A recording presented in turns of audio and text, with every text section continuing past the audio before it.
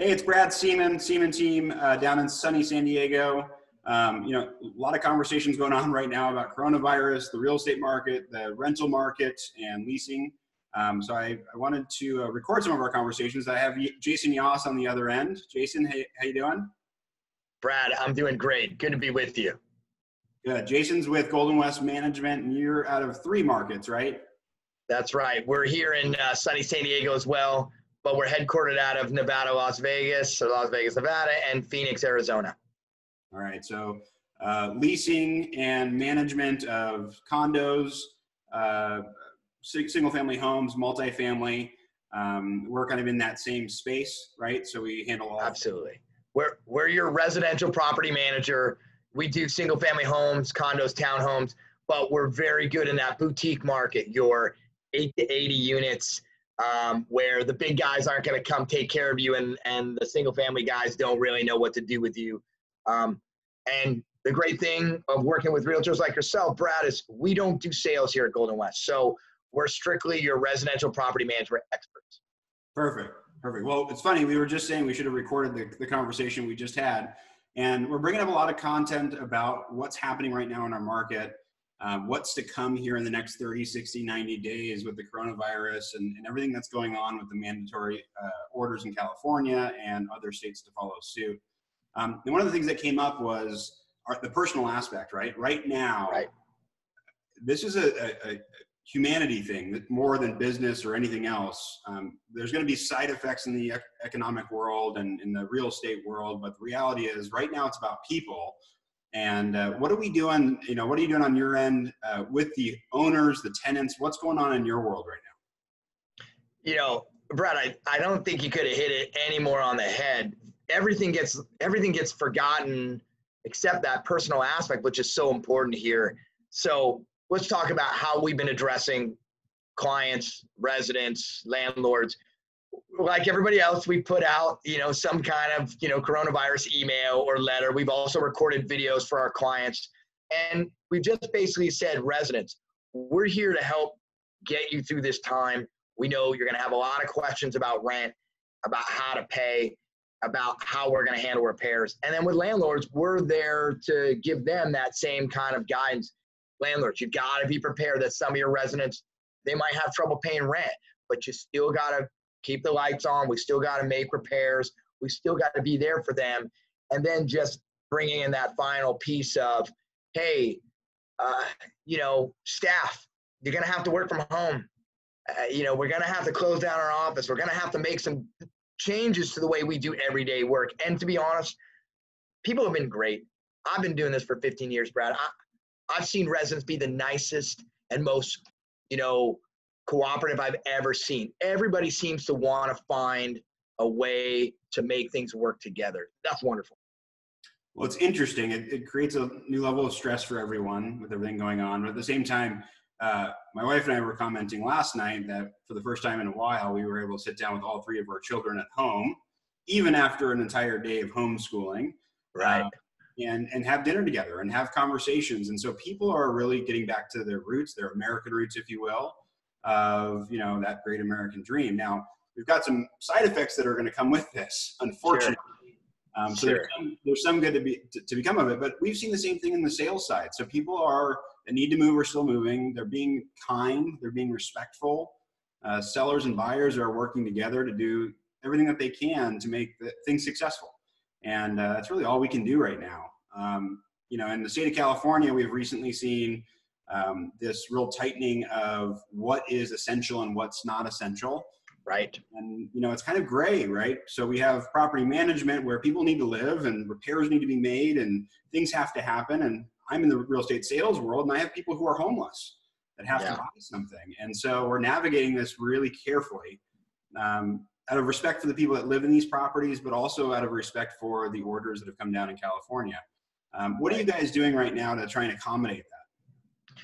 So from a maintenance standpoint, number one, because I think we have to keep that going. Our maintenance is pretty much considered tier 1 essential service habitability. And California, God bless their heart, makes things really simple when it comes to habitability.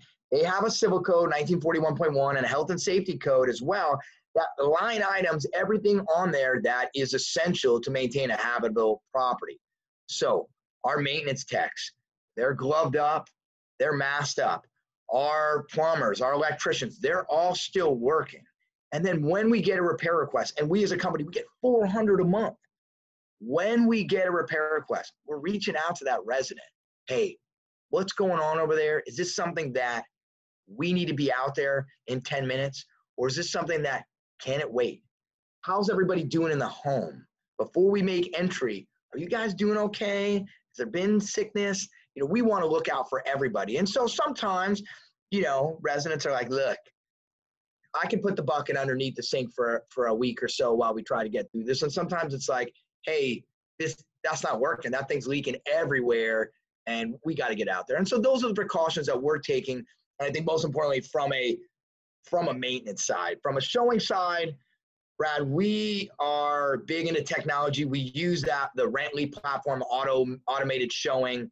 And so we've pretty much cut down on agent showing. It's just too risky at this time to be meeting people in a home, especially in a home where someone else lives. So we're not showing a property unless it's vacant. And if we are showing it, we would only be doing it through either virtual or automated Rently showings. And most people are not even out of their house right now. And what I heard in that was we're thinking of people first, right? So on the maintenance side, we got to make sure that everybody's okay with making that repair and also protecting the homeowner's priority, right? If it floods the house and there's a catastrophic event, we got to make sure we take care of that. But also the people that are inside, your staff, your team, your maintenance workers, everyone has to be protected in this. And showings is 100%. Interesting. I mean, 100%. Showings is an interesting one in our world right now too, because state of California has said no personal contact showings right now, and so it's kind of thrown everyone for a loop. What's interesting is we're still seeing the market move quickly. So we put one on that was actually off market. We did a 3D Matterport virtual tour. We shared it with a whole bunch of agents. It sold for full price with really no questions asked in the first couple days. Brad, can we talk about that real quick? Because I think that's important. How do we continue we're in the home business, right? Whether on my side, people are renting or on your side are buying. Sometimes the alternative is they don't have a place to live or stay if they don't get into something. So how do we balance that need for safety with, we got to continue to get people homes? There's a fundamental need for shelter, right? That's right. That's right. I have people that are going to be homeless. They're going to be in a position where they don't have a place to go. And same on the leasing side, you get people that need to move or relocating states. And obviously a lot of that's tempered right now. But there are people that actually have to do things now. They don't have a choice. Right. And that's what we're seeing. I think we talked about this a little bit. There are some locales that have been hit harder. For example, we have a lot of properties in the Pacific Beach area, and that's very service industry driven. And but we have other areas that, there are professionals that they still have a job, and even though they're affected, they want to move into that next property that they were expected to move into. So they're not slowing down. There's still a large amount of people who they need to get into that next property. So, we haven't seen a huge drop off yet, although I think that is a possibility, but I haven't seen it yet. Well, I believe that the economic dynamics to come will be interesting, and they're day by day, right? So right now, we're not seeing any major changes in pricing in our market, but we're being very conservative as well. We're not pushing the number. We're not trying to stretch for that highest price ever per square foot in an area. If someone truly needs to sell today, we're having a real conversation about real estate. We're not joking around. We're making sure that the objectives are correct and what their goals are. And if they're not, then we kind of put it on hold. Brad, those are our favorite clients as well. Those clients who are ready to have that objective conversation about real estate. Sometimes the ones who want the unrealistic price, it can be a little difficult, and those might not be the right clients for us, at least for us here at GoldenWest anyway.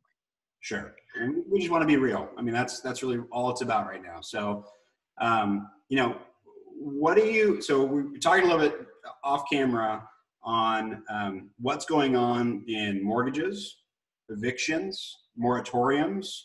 And this is all literally developing by the hour and what Right. we're seeing. But let's talk a little bit about evictions right now. And what are we seeing in your different markets about evictions, and what's being held, what's being frozen? What are you seeing right now? So it's very market specific. God bless Arizona. Maricopa County is like, yeah, we're still doing evictions, a little bit delayed, but we're still doing eviction hearings. And you can still get somebody out within 30 days for non-payment of rent. And that may change. We get guidance out usually every other day from our law firm out there. But whereas in Nevada, for example, they have shut down the court for 30 days, and they're not hearing any evictions until they reevaluate on April 16th, at which time they're going to decide, do we extend another 30 days, or are we ready to start opening the calendar up again? And that's more the line that we're seeing here in San Diego. You know, you're not getting anything on the calendar anytime soon. Not that San Diego was able to get something on the calendar real quick anyway. I know they like to say 20 days, but more like 45 to 50 days to get something calendared. It's locked up right now. And doesn't mean if you don't pay your rent, the consequences won't be there. Right. But, right now, landlords, we're not getting a court date. So we're all in this together. That's the key comment right there. We're all in this together. And what's interesting is many of the decisions that are being made are for that purpose, right? So Fannie, Freddie guidelines and what they're doing right now on government-backed, not government-backed, but Fannie and Freddie mortgage securities, they're really trying to create a truce right now between tenants and landlords for multifamily. Just saying, look, we'll do what's called a forbearance on your loan so that you can delay or extend the loan, right? So you're not going to go under with your multifamily property. Right. And they're also asking in return that no evictions start. Right. There's strings attached to that forbearance for sure. And it's not a bad thing, right? The strings No. are really just to make sure that everyone's whole at the end of the day. And it's really saying, let's pause, time out. Let's hold on a second. Let's make sure nobody's homeless in this and is kicked out on the streets. And let's make sure we don't have homeowners losing and multifamily property owners losing their buildings in the interim. So, and Brad, just from my own personal standpoint, it's great to see the government, and this is, HUD is run by Dr. Ben Carson. It's great to see them injecting a little bit, but not totally controlling the process. It allows people at the lowest level, landlord and resident, to work out something that will work.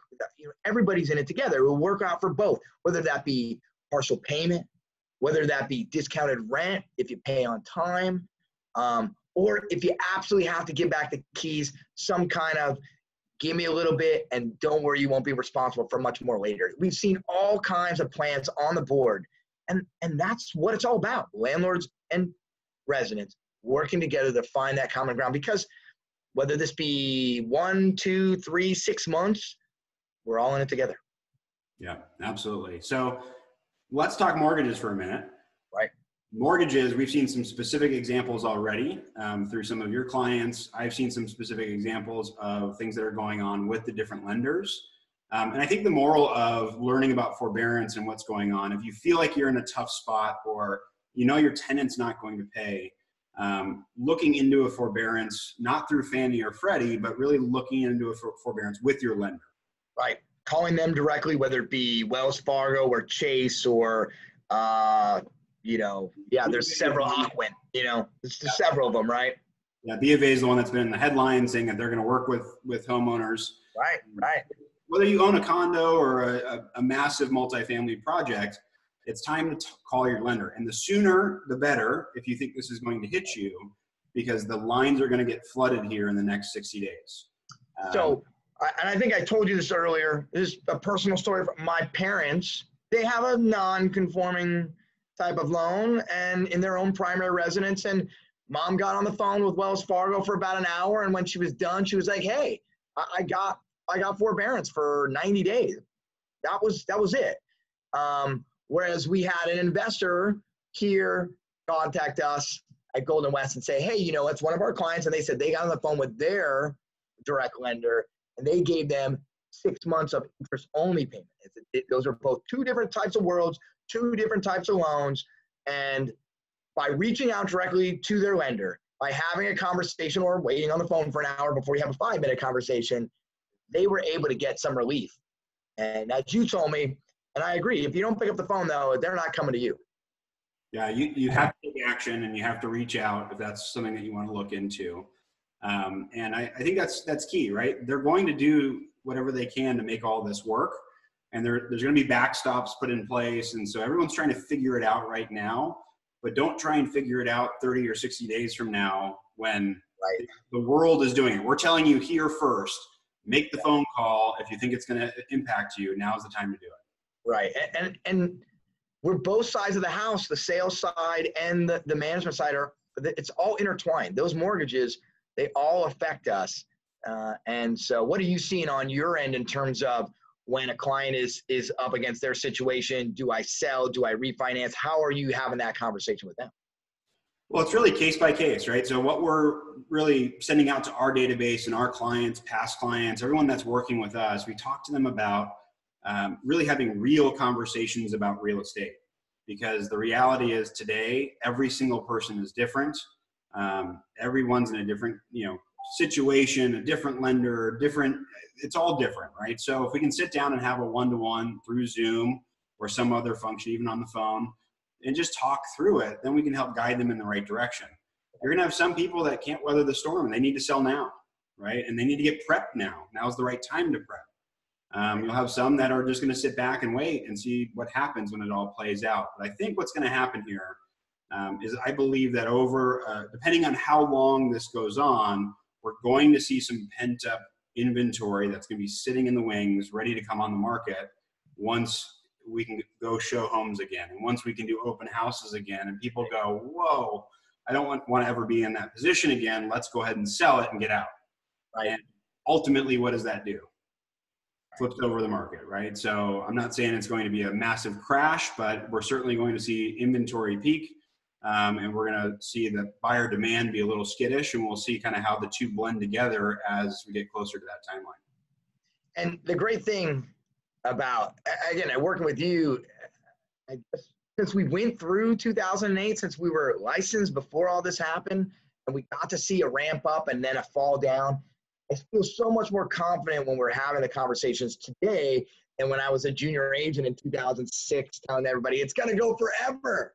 I mean, we're just more prepared, and it's easier to have that conversation, a unique conversation, albeit that, with every client.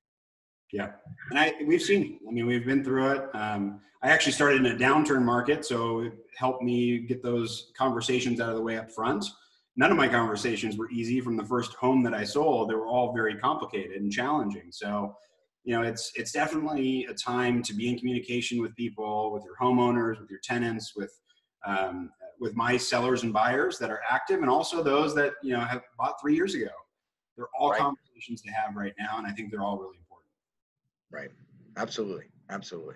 So what else is going on? What are some best practices that you're learning for your investors, your homeowners? What are you talking to them about right now? So I think first and foremost, some of the points that we've already hit on, homeowners, reach out to your lender. Okay. You got to do that. Be prepared. Be prepared to have a little bit larger reserve on hand, because the whole thing, everything's intertwined. If your resident has trouble paying the full amount of rent, it doesn't mean we're still going to have to take care of the vendor when they got to make repairs. So have a little cash on hand and be ready to reach out to your own lender so you can get a relief on your end. Okay. Don't just sit there and say, oh, I'm fine, because 2-3 months of not a lot of rent coming in may affect you quite a bit. So that's that conversation, just letting them know what potentially is coming down with the landlord and with the residents. We've done things like, number one, we've closed our office and we're working remotely, and we have the ability to do that, but getting our residents to pay electronically, that's a huge thing. We have the technology where we already have almost 90% of the people pay electronically. It's that last 10% that we're able to help give them the tools to bridge that gap at no cost to them, which is great. And then, like I think we talked about this before, how everybody's kind of coming together. If somebody does have a problem, reaching out to their resident manager or their direct property manager for their property and telling them, hey, this is my situation. What can you guys do to help? And GoldenWest has been able to put together certain plans for residents to help them weather at least the next couple months of storm. But the bottom line is we don't want people to leave. All right. We want to try to find a way to keep our residents in place and have at least some money coming together so that long term, together, we weather this storm. We come out looking better on the other side. Even a better appreciation for each other. I can't tell you how much when a landlord and tenant work together and solve a major crisis problem like this, trust me, later on, when the garbage disposal isn't working, it'll be very easy for them to work together versus if we can get to something like this. I think that's spot on. And it's working together through it all. I mean, on the sales side, on our end, we're seeing the same thing. People still have to make decisions and they need to move. They need to find homes.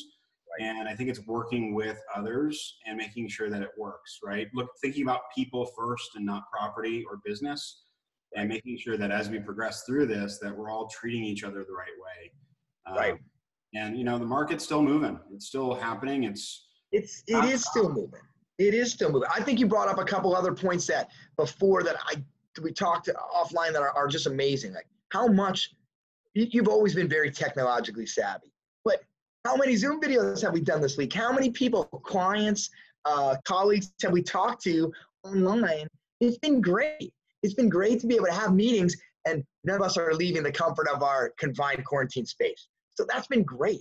I can't say more about how much we've learned to do more with less, not just as a company, but as individuals lately. It's been a great start to what is a tragedy. Yeah, and I'm not Zoom meeting out yet, but oh my goodness, I've had a lot of Zoom meetings, one-on-one in large groups, but it's shown a little resiliency in having to pivot in what we're doing right now, and I think a lot more of that's going to be coming. And also too, this is going to be this isn't a shameless plug, but this is something that matters, I think, when we talk to prospective clients. A lot of times, prospective clients were looking for maybe the lower cost option or the a la carte option. And it's when times like this, when things are really difficult, where they need an experienced, but a company that has the ability to be able to put out such items. I mean, some people right now who are the bottom of the barrel or low cost answer to, let's say, property management, they don't have a clue how to do or how to navigate these times. I'll give you an example. A lot of them don't have auto showing, electronic showing. A lot of them don't have e-payment. A lot of them don't have the bandwidth to pick up the phone and talk a resident off the ledge who lost their server job and hasn't worked in 2 weeks. They just don't have the bandwidth for that. And so it's great to have, thoroughly vetted, built out companies like we have, so we can actually be there and provide value for our clients. I think that's huge. I mean, full service is certainly something that people need today with everything going on, instead of making a knee-jerk reaction and going with the cheap option just to make it happen quickly and find out later that it was a poor choice. So, it's interesting. We're in times that are very confusing, and it's really having a backbone to stay the course and make sure that we're guiding our clients, our people, down the right paths for what's right for them. Right. And our colleagues have been great. I mean, I have learned so much from people like yourself and other people in our industry. For example, I didn't know much about SBA loan, and we do well as a company, but I've learned a lot from people I've been introduced to over the last couple days, week, about how to position ourselves to get an SBA low interest loan. And whether I use it or need it during this situation, but long-term, it's something I learned by just being able to be immersed with other professionals in our industry, ready to tackle these type of things. And those are available in this crisis situation. So Right. there's availability for the SBA loans. I know for a fact that in the next 48 hours, more information is going to come out about these catastrophic SBA loans that are low cost and that small business owners, property owners, different people can tap into if they need to. So lots of different ways of looking at it. And obviously this has developed so quickly within a week and a half time frame, 2 weeks, that now some of the answers are coming out. So wait, Brad, tell everybody, because you're a big resource for me. Tell everybody where you're looking first to get your information with all the fake news out there. Where are you going? And obviously you're vetting things, but where are you going to pull your information first before you give it out to your clients? Most of it's through my networks. So it's people like you, Jayson. It's lenders that we know. It's people at the banks that we can have conversations with. Really getting deep into not only the news articles that are out there, but vetting those out and cross-referencing them with real-time data and what's happening underneath the surface. Right. So those connections really come first. And then, we try not to listen to the news. I do my best to keep it off, to be honest. And then go fact check anything that I am reading and what I'm taking a look at. Yeah, Facebook has not been my number one place to get news right now, but I do hear a lot come out on there for sure. You're right. Colleagues is where we're going first. What's amazing is the number of users that have come online and actively using platforms like Facebook and Zoom and all these different new things, not necessarily new, but the rate in which they're being used and the reasons why they're being used is a whole new animal. And it's evolving very, very quickly. So for better and for worse on certain things, you're right. But that's why I think that's such a key question. And the way you answered is, I would have to second that, is I'm reaching out to people I know and trust in the industry first to get their professional opinion based on what they're seeing on the ground with their own business. And then, vetting it against, trusted news sources, although they're all not that. Absolutely. Well, Jayson, I think we should do another one of these, maybe a series of them, and update people in real time, right? Because right now we don't have all the answers, nor do we think we ever will, but there's an opportunity to continue to comment and share things that we're learning from our sources that other people might not have the resources to do, that we can really share back with our clients and people that are out there searching for answers to their situations. Is that okay? So it's totally great. And I would encourage anybody, again, if you have property management questions, if you don't know how to approach a resident situation where they can't pay rent, or you haven't done this before and you don't know what the outlook is, reach out to us, goldenwestmanagement.com. Our toll-free number, 866-545-5303. Again, we want to be a resource for you, even if you decide not to use us as your property manager. If we can just help you, get some answers so you can make it for the next month, 2-3 months, better your situation, we're here for you. Awesome, Jayson. Well, appreciate it. Let's do another one. And feel free to reach out to us as well on the sales side, seamanteam.com or 619-871-3141. Looking forward to helping everybody out, and reach out to us if you need anything. Absolutely. Love being with you, Brad. Thank you so much. All right, brother. See you soon.